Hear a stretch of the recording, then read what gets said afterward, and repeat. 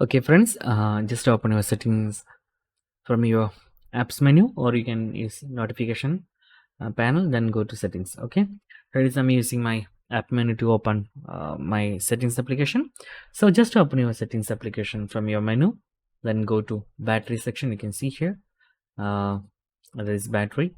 Just open that battery, and you can see here battery percentage option is turned on, and you can simply tap on that to turn off. I can see here now it is turned on.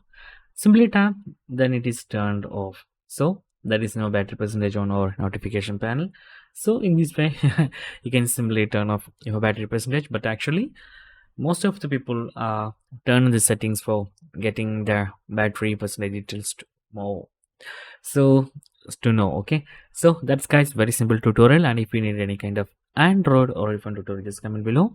I will post my replies as video so I can easily watch and understand it. And if you enjoy this video, please like, comment, share, and subscribe our channel for getting more videos like this. Thank you so much for watching. Have a nice day. Bye bye.